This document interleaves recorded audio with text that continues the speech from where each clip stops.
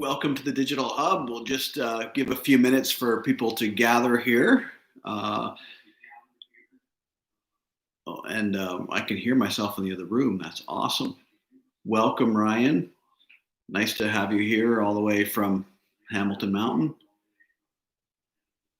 I know that we've had numerous people join us week to week, experiencing different things, getting to know different staff, and that's been great.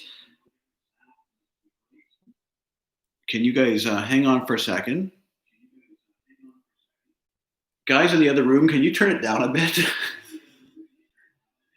it's, it's just really distracting to hear myself on delay. So, yeah, good morning, Sandy. Nice to have you here. Kristen, the star of last week's Hub. Colton, great to have you all joining us. And a couple things here behind me, or one thing here behind me, I'm going to show you. My son Josh, he turned 13 last Friday. Oh, I'm going to hear about that later. He turned 13 last Friday, and this is a shirt he got, which I thought was a good sort of pandemic memory about the birthday when he was in quarantine 2020. I know that birthdays are looking different these days. Many of you maybe have been to a drive-by birthday where you just go by and honk and hold signs. And hey, it's good to have Dean and Susan here. Dean, I love your comments continuing around parking. And Dean asked a couple of weeks ago, how are small groups doing? And small groups are doing pretty well. Most of our small groups have gone online. A lot have even increased their frequency in terms of meeting. A lot are playing games together, online Trivial Pursuit or online this or that. And so it's been an interesting season and a good season. If you're interested in connecting into a small group, send me an email and I'll do my best to connect you. Love to be able to do that. Morning, Donna Michelle and Rob Armstrong. Yes, Rob's son Jack had a drive-by birthday as well, and these are going to be interesting memories to talk about someday. So, yeah, great to have you all joining us here today. Thanks for spending a little bit of time with me today, and I'm glad that Kristen got a chance to host last week. Getting comments over about my new goatee, so I'd be happy to get feedback. So scale of 1 to 10, 1 being shave it right away, it makes you look creepy. 10 being, oh, Brad, it looks fantastic on you. Definitely got to be something that sticks around. Send them to me. I asked my family and got an average of 5, so that wasn't terribly helpful. So maybe you guys can do better. Oh no, we're starting to talk about dogs. Not again. Okay. What is one thing you learned about Kristen last week? For those who were on the Hub last week, what is one thing new you learned about Kristen? Oh, well, the answers are coming in. Oh, we've got Rob Armstrong says 1. Thanks, Rob, for your brutal honesty. Appreciate it. Yeah, you look like Tony Stark. Wow. I mean, I guess I got told I look a little bit like, I'm thinking Rick Warren. So, I mean, I guess Tony Stark is not such a bad thing to be compared to. So, yeah. So, thanks for sending the feedback. Oh, look, Jack has done a 6 instead of 1, like his dad. Thanks for that. Yeah. So one thing I learned about, many of us learned about Kristen is her family has a pie business. Simona has raised that, and yeah, certainly. Kristen won a Lego contest. That's a new thing. Yeah, I didn't know about that. And lots of Ryan just remembers pie. Yes, pie. Well, pie is delicious, and I know that I have a story when I was like 13 years old, maybe 16 years old. Me and some buddies went down to the CNE, down to the Canadian Exhibition. And I had like $2 left at the end of the day and hadn't had dinner. And so we went into the big food building and didn't have a lot of money to spend to buy food. I'd spent my money on other things, but I could get a pecan pie for $2. And so on that particular day, my dinner was an entire pecan pie. And that was not a good call because for about 10 years after that, I could not eat pecan pie. It just gave me the gag reflex every time I even thought about it. So. Yes, so we're still talking a little bit about what we learned from Kristen, what we learned about Kristen, and so I hope every week you're learning something new about whoever's hosting. And next week we'll have Glenda hosting the Hub, and so you get a chance to to know her a little bit. Rob Armstrong's thinking maybe if I grow the beard a little bit longer, I could hide some bacon in there. That would be an interesting thing. Maybe I'll look like one of the guys from ZZ Top. Um, yeah, I'm not sure that's going to be a good call, but thanks for your creative suggestions there, Rob. Always excited to have you on the hub. Makes for a more exciting hub experience. Yeah. Yeah, so I learned about Kristen that she was always tasked to play the role of Joseph when her family took their Christmas nativity family picture, and so that's interesting. And interesting. I also learned that Bruno's Fine Food carries her parents' pies, which is great. Does anybody remember the name of the business? I thought it was kind of interesting.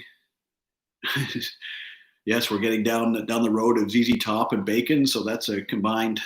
Yeah, turn to the person beside you and tell them a story that involves salmon, ZZ Top, and bacon, and go. Always excited. Oh yes, June got it right. The Pie Place. The Pie Place is the name, and June was lovely enough to give me this water bottle a while ago. June has got a heart for looking after our environment, and so she wanted us to have reusable water bottles. So thank you, June. I love it. It keeps my water really, really cold, and that's been great. So in future weeks, another question for you. In future weeks, who would you like to see come and host here at the Hub? Now, in the past, I've been doing kind of every second week, and then we've had Chris, and we've had Paul, and we've had Kristen, and we've had Dave, who have all hosted as well. Who would you like to see come and be a part of hosting the Hub? And I would be most interested in your feedback. I'm not going to guarantee I'll do anything with it, but I would love to hear who would you like to see hosting the Hub. Perhaps you'd like to have somebody repeat again. Maybe you want to swing back to Paul or to Chris, or maybe somebody new. All right. Well, Rob wants Tony Stark. So if Rob can make arrangements for Tony Stark to host the Hub, we would love to have him here. So thanks, Rob, for doing that. Nancy, Rachel, Jack Armstrong would be willing. That's awesome. Don Ekstrom. Yeah, lots of good. Rachel, Doug Agg. We got multiple people who want to see Doug up here. Rachel. Yeah. Well, we're going to learn a little bit more. We got Frank. Man, Jack in an Iron Man costume. That's great creativity, Jack. Way to try to wiggle your way in there. I can see you are a chip off the old block there with your father's sense of humor. So, yeah, we're excited that we'll have some guest hosts. So next week we'll have Glenda, and then we'll see sort of what happens from there. Lots of people like to see Rachel or Frank or Doug, and so we'll see who can host in future. That is great. I love the variety. And one thing I love a lot is I learn things about my coworkers as we do these Hub things. And so I'd like to play a little bit of a guessing game with you, okay? And this guessing game is going to be very simple. I am going to ask you a question like which staff, and then fill in the blank. And you need to pick the staff that you think that question applies to, okay? And I want you to respond back in the chat, and I want you to keep score of how well you do. I'm going to ask 10 questions, so I want at the end, I want you to know how many out of 10 you got right. And staff, you are not eligible to be declared a winner. Big collective sigh. Oh, but I would encourage you to chime in there and try to fool people. Maybe give them answer in a way that tries to throw them off, so they don't know whether to follow your lead or not. We got votes for Statler and Waldorf to be hosting. That's these guys over here, so perhaps they can host. Maybe one of my children up here will host in coming weeks or something. Yes, Doug says if he hosts, does he have to wear a tie? Well, that's an excellent question. I know Rob Armstrong is always concerned about whether Doug is wearing a tie or not. So that's great, Doug, that you're willing to wear a tie if you host. Anyway, back to the guessing game here. I know that not everybody knows all the staff, so I'm going to hold up this little cheat sheet here. Okay, so that's the 12 staff I'm going to talk about. And so with each question, I want you to pick one of those staff and give me the answer, okay? So we'll ask the first question, and the first question is, who of these staff members is the best golfer? Who is the best golfer? So who do we think is the best golfer of these 12 staff members? You can just put your answer in there. Even if you don't get a chance to put your answer in, at least know your answer so you can tell when I tell the answer if I can, that you know whether you got it right or wrong. So there's lots of people who are putting Doug as an answer. Julie thinks Barb. Awesome. Okay, so I see the answers coming in. So you got another 10 seconds, and I'm going to give the answer. So who do you put it? Who do you put in there? Oh, Chris thinks he's the best golfer. I'm not sure you're fooling anybody there, Chris. Yeah. Okay. We got guesses for Paul. We got lots of guesses for Doug. It looks like Hollywood Squares. Yes. Yes. If you want to play Hollywood Squares, go ahead. So the answer is Doug. I think Doug is the best golfer. And having said that, I've never golfed with Doug before, but given the amount of time he spends golfing and how much he loves golfing, I would say Doug's probably the best golfer on our staff. Next question here. Who has the most unreliable internet? Now, we've been able to find this out because our staff is meeting on Zoom like everybody else in the world. So who do you think of all these people has the most unreliable internet? We got people who are guessing. I don't know what guesses are from the previous question versus this next question, but who do you think has the most unreliable internet? Oh, we've got lots of answers coming in. Yeah, people guessing Kristen. She talked about her internet last week. Yeah. Got lots. We got people who volunteer and work alongside Glenda close are guessing Glenda, and yeah. So in 10 seconds, I'm going to give it. So you got to get it in there. Get your guess in there. And maybe you got the first one right. You're going to get this next one right. I'm going to say the answer is Glenda. Glenda's internet is terrible. She is always freezing up or delayed on any of our Zoom calls, and she lives a little bit out further in the country where she's not as doesn't get internet quite as well. So yeah, Rob, what's the question? Well, you missed it, so you get that one wrong, Rob. So I don't want to hear that you got 10 at the end of this. So that was the question number 2. Question number 3. Who of this staff is most likely to shave his or her head later today? Who of this staff is most likely to shave his or her head later today? And this you're going to have some advantages if you've attended past hubs. You're going to be able to know the answer to some of these questions. We've got people that are submitting sympathies to Glenda for her internet. Maybe we can start a GoFundMe page, Rob, maybe to see if we can get some killer internet all the way out to Glenda's place. So we've got question: who is most likely to shave his or her head later on today? So it looks like there's lots of people who seem to be guessing Chris. Yeah, Jack Armstrong's pretty confident. Yeah. So well, thanks, Ryan. I'm not on the sheet, Ryan, so that's definitely not the right answer. But okay, so before I tell you, hopefully it's not Ben. Yeah, we love the man bun. I hear you. That's awesome, Janet. We do love the man bun. Ben, don't shave your hair. It's too good. Okay, so the answer is Chris Heiss. Chris has family members who've been affected by type 1 diabetes, and in order to raise some money, he has offered to shave his head. So we look forward to that. Awesome. Okay, next one. Question: who is the most fond of all these people of being in the spotlight? Who loves the spotlight most? Who would you think of these 12 staff members loves the spotlight most? I know the staff will probably be able to answer this one pretty easy. Yeah, so we've got more conversation about Doug's tie. It's good. It's good to know that Doug's ties have managed to make almost every hub I've done. So that's fantastic.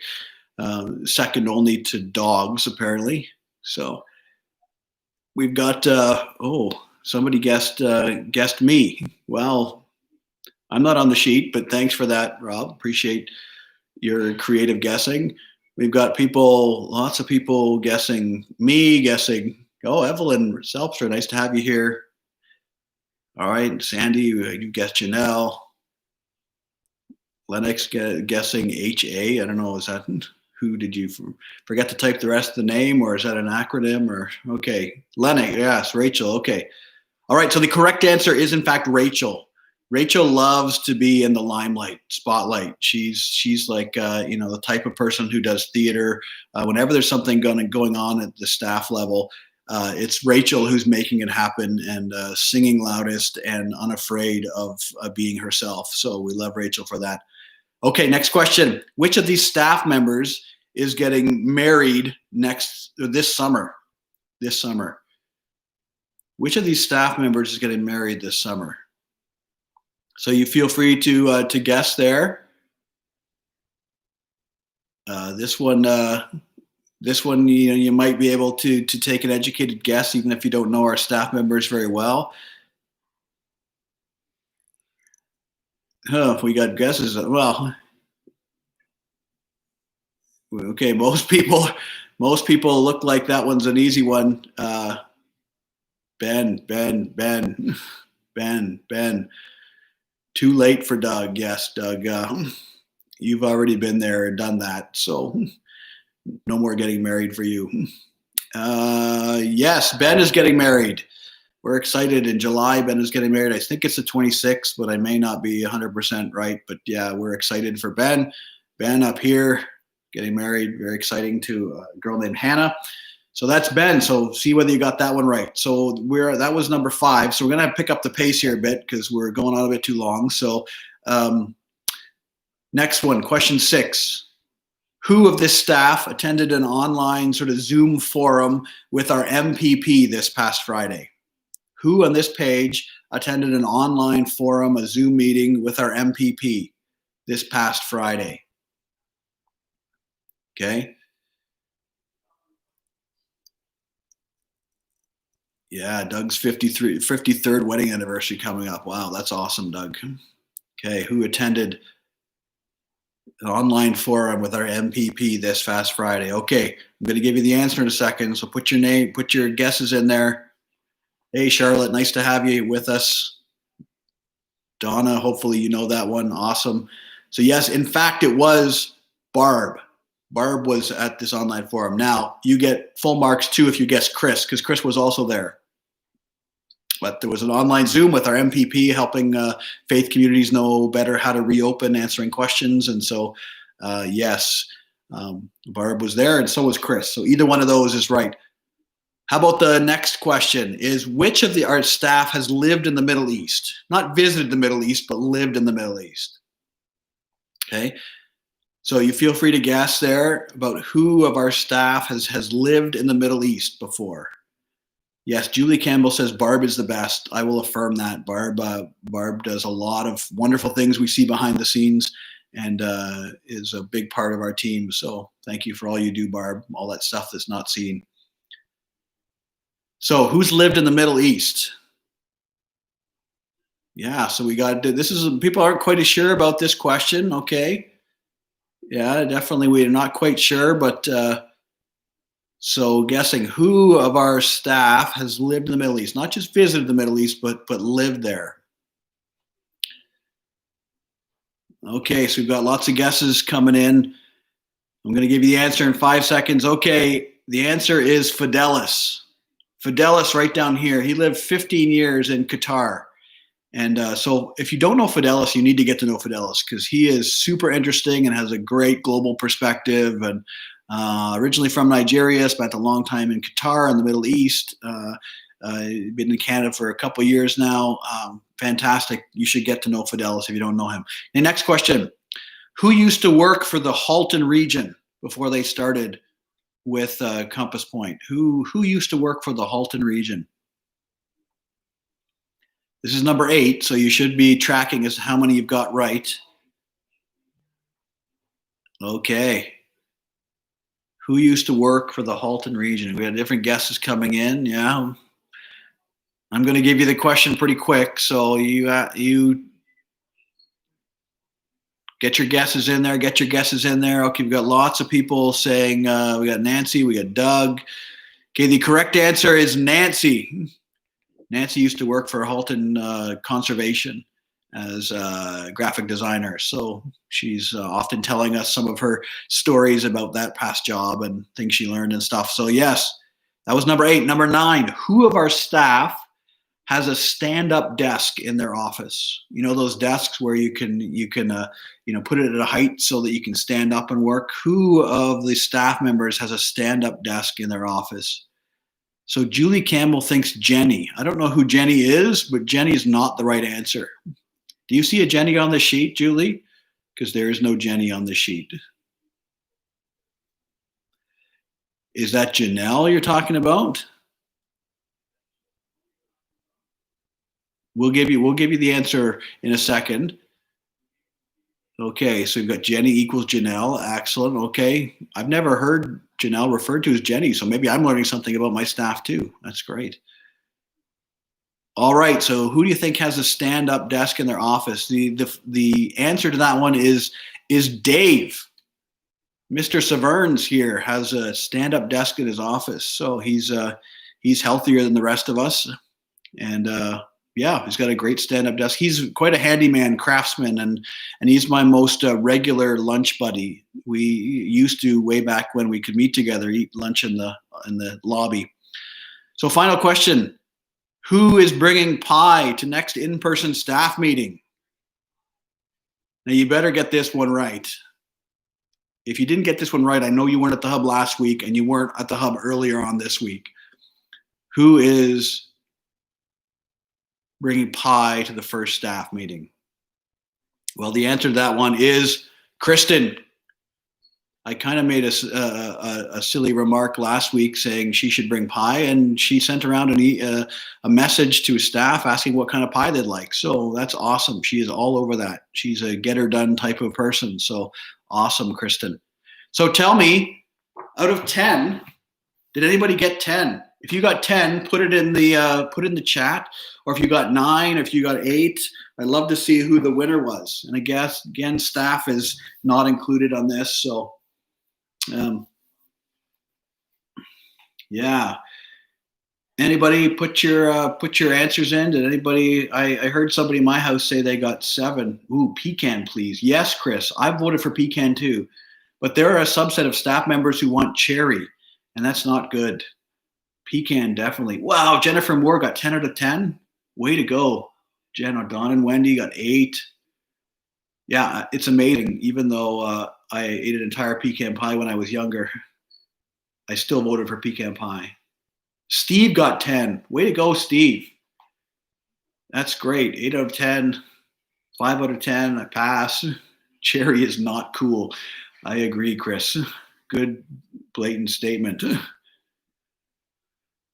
Ooh, raspberry. It's a good call, Doug. Good call. I like the way you think.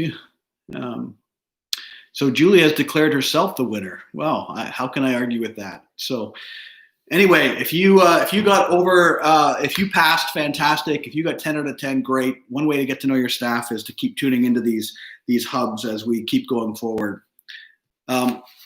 So in an effort to kind of move things along here, because I've already gone about 20 minutes long, I'll ask you a few questions. But over the past couple of weeks, as we've talked about these well-known stories in the Old Testament, feel free to type in the chat. What's one thing you've learned, or one thing that stands out to you, or a phrase that has been resonating in your heart? What is one thing you've learned, one thing you've been challenged by, one thing that's a phrase that might still be significant to you?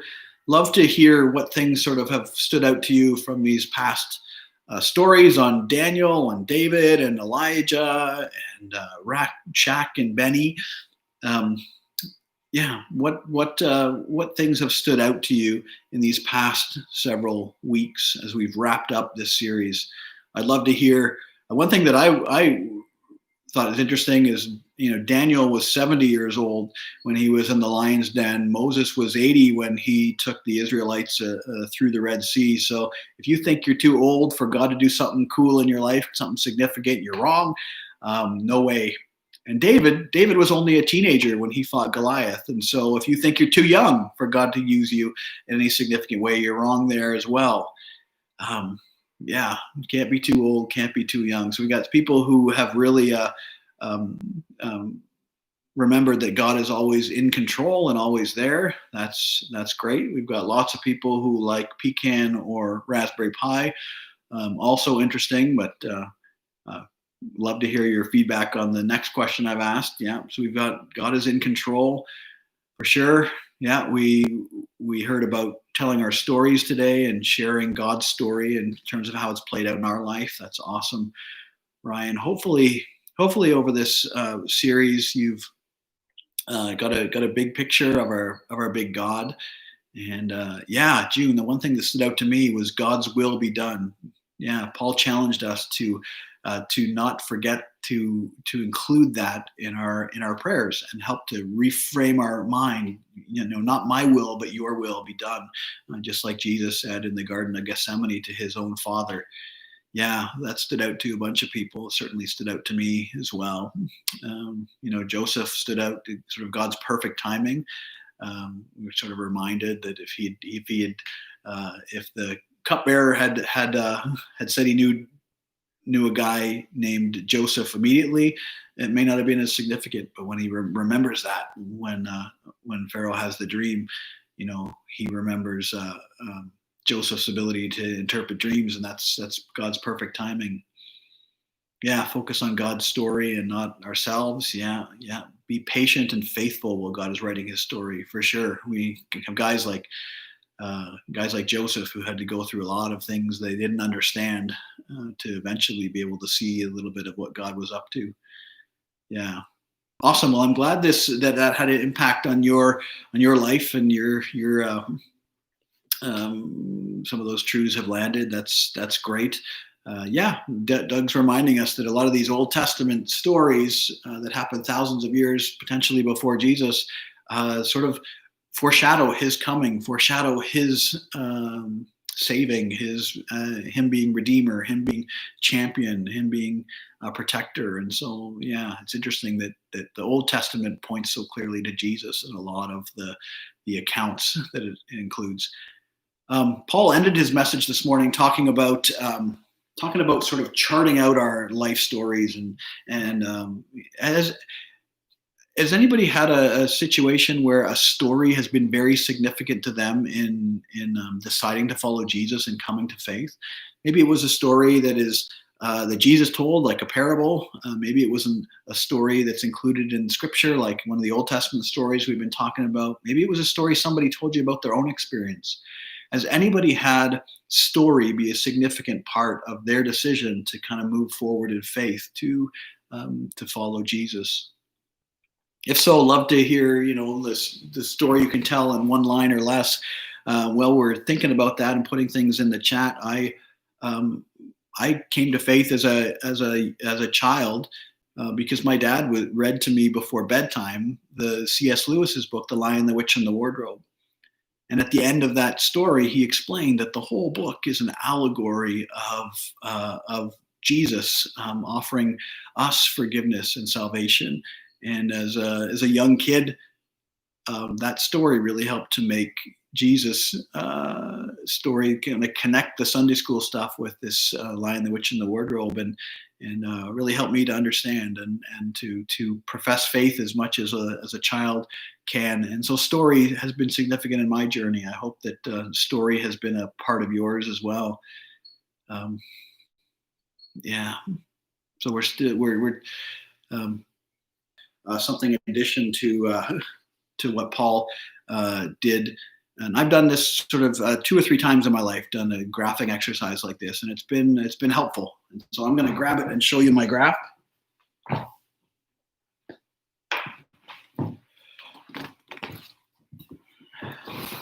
Oh, so wow, I'm going to have trouble holding this.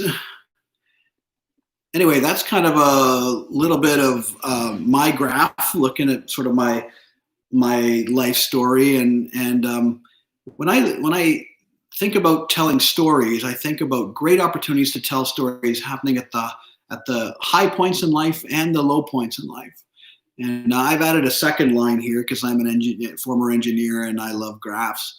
But I've also added this second line. So the first line, the life experience line that Paul wrote, that's in sort of the blue. So I've got some high points over here, like when I went on missions trips as a teenager, and then when I got married here, and then a low point when Lisa had some back surgery in 2009. And these wavy points are sort of coming into new ministry opportunities where things were good, but things were hard sometimes, and a little bit of up and down during that season.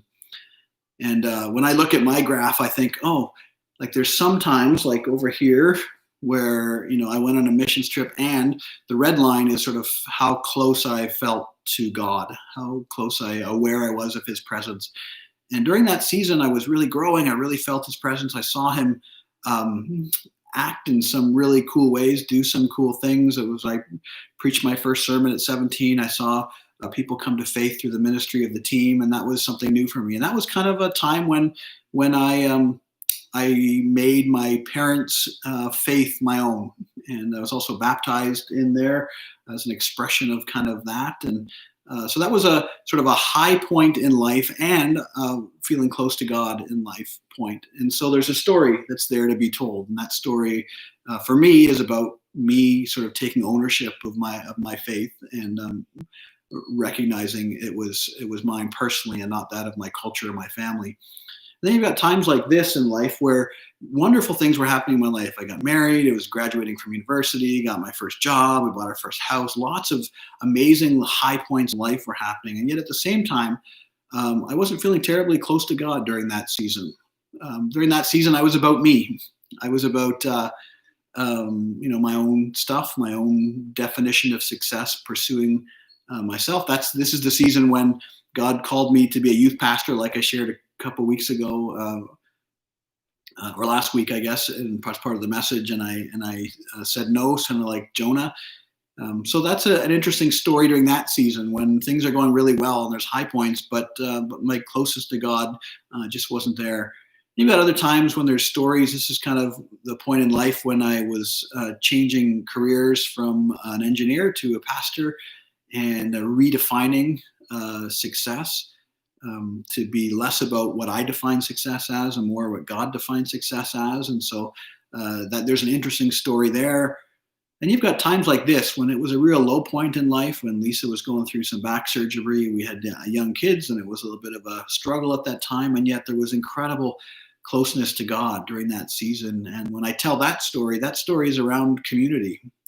We really felt God's community reach out and love us during that time and really support us. And that was a time in life when I'll never forget the way God's community supported us through that. So there's a story to tell at some of these points when either, I was close to God and things were going well in life, or things were going well in life, but I wasn't feeling so close to God. I was kind of doing my own thing, right through to times when there were low times in life, and yet felt God's presence. And so going through this exercise can really help you identify some of those points and what story can be told there. This is kind of today, this is the pandemic, and there's definitely for a lot of us stories being written during this pandemic. So consider what you're learning about God, what your experience has been through this thing, and whether there's a story there that can be shared. So going through this exercise is helpful. And so I'd encourage you to do that, just like Paul did. Just definitely, I'm going to put this down for a second. Yeah, definitely worth doing something like that, and just going through that exercise and seeing, crafting how that story might look, and considering what you learned during that season and how you saw God at work in your life during that season. It's a great thing to do.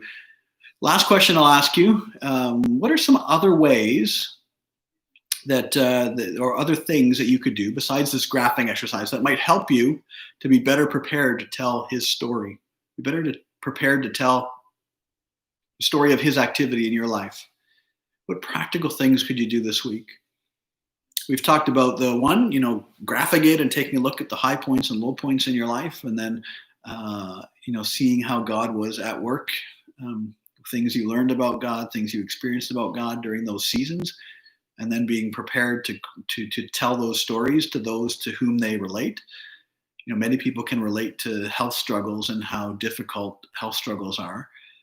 Many people can relate to high points in life, things like getting married or graduating or getting first job, those kind of things, and perhaps going out on one's own.